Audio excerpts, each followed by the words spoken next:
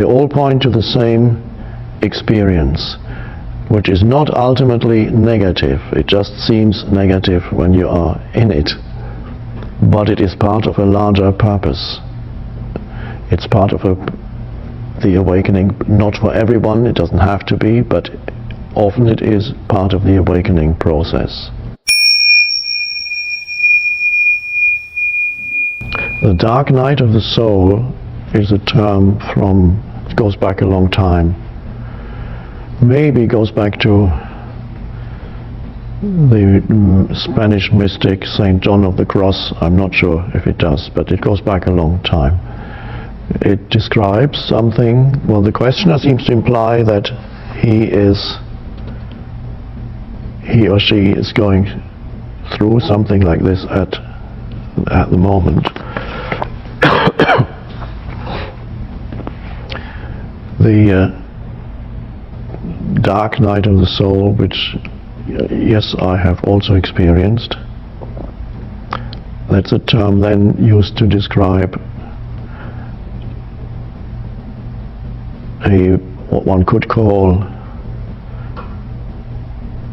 a collapse of a perceived meaning in life, an eruption into your life of a deep sense of meaninglessness.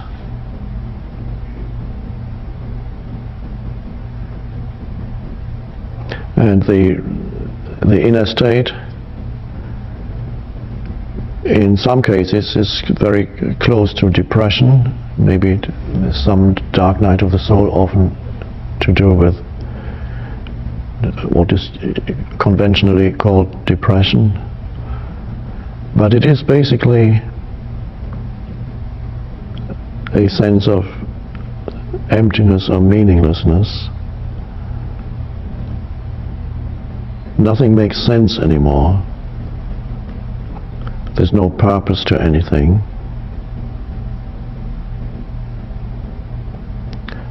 And sometimes it's triggered by some external event, some disasters perhaps on an external level, external rather than within. The death of someone close to you could trigger it, especially premature death. For example, if your child dies,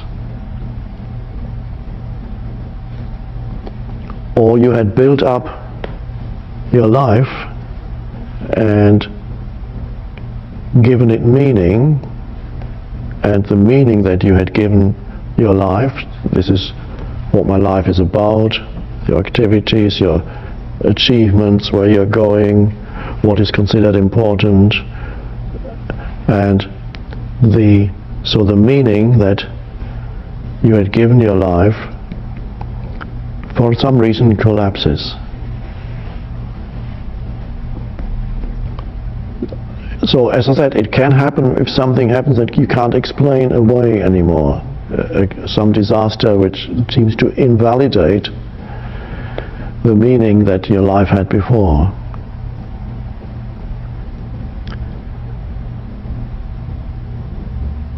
And really what has collapsed then is the whole conceptual framework for your life, the meaning that your mind had given it.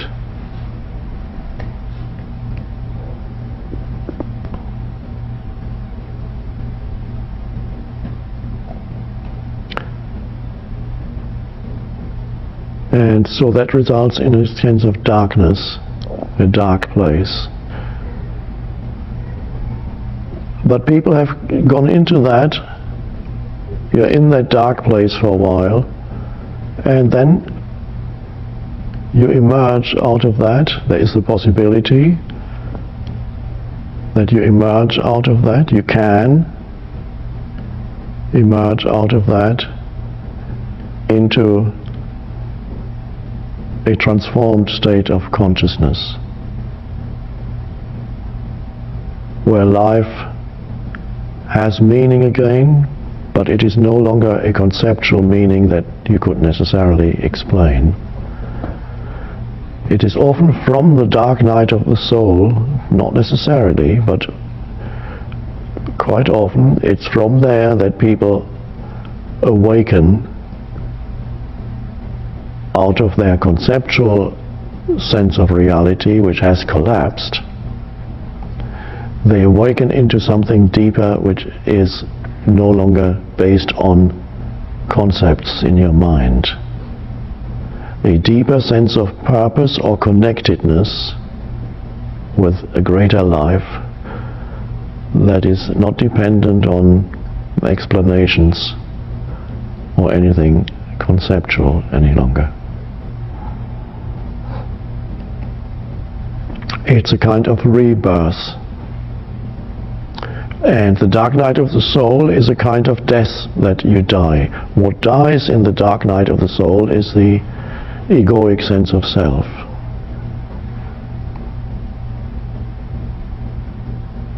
And of course, yes, death is always painful.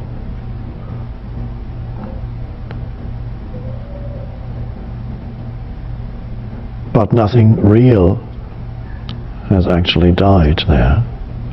Only an illusory identity.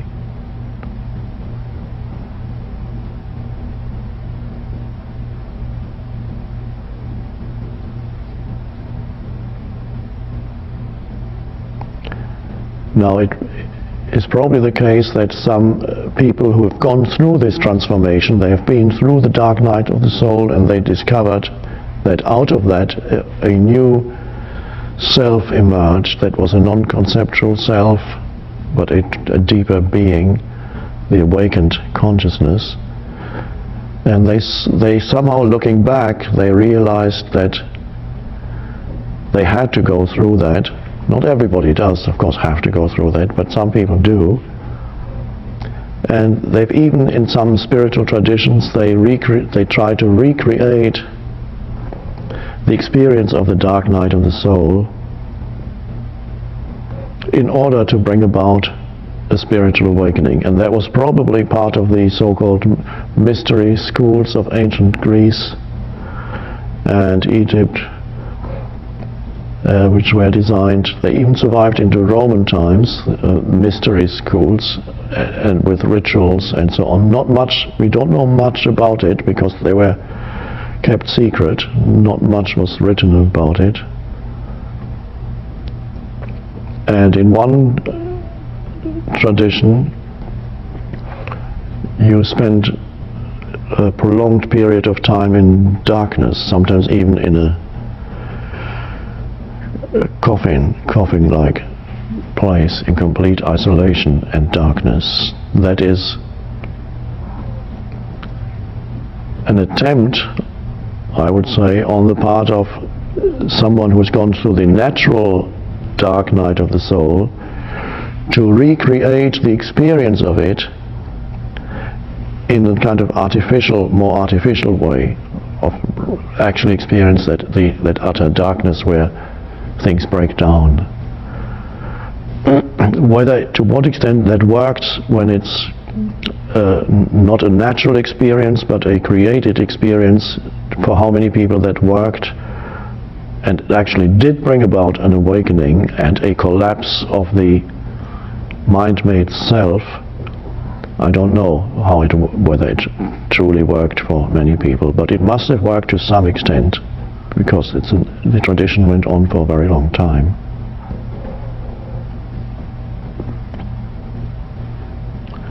They are in other forms in mythological forms also, they speak of similar things, sometimes described as the night journey in mythological tradition, or also the descent to the underworld. They all point to the same experience, which is not ultimately negative. It just seems negative when you are in it, but it is part of a larger purpose. It's part of the awakening, not for everyone, it doesn't have to be, but often it is part of the awakening process. the death of the old self, the birth of the true self. So once you know that, if it should come, or if you should even be in the middle of it now,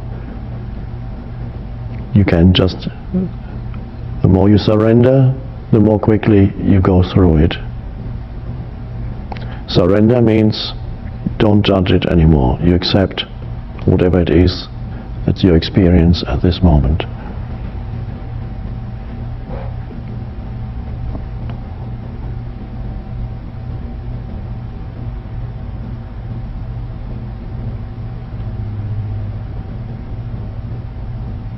But, as I said, not everybody has to go through that. For many people, the awakening process starts and begins without that. Sometimes, even after the awakening process begins, it might still happen, and then finally you will break through. But that's fine. Allow life to do what it does. You don't need to seek that. And we don't need to recreate it in some artificial way, so don't just shut yourself in a dark room for days on end. It's unlikely to work. It's unnecessary.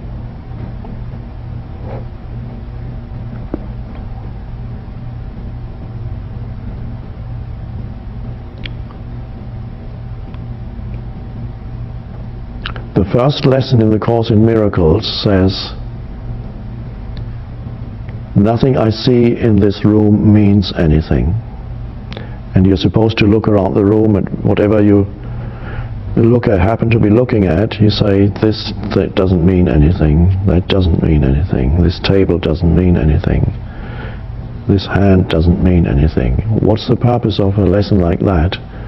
Well, that's a little bit like recreating what can happen during the dark night of the soul, which is the collapse of a mind-made meaning, conceptual meaning of life. Believing that you understand what's it all about.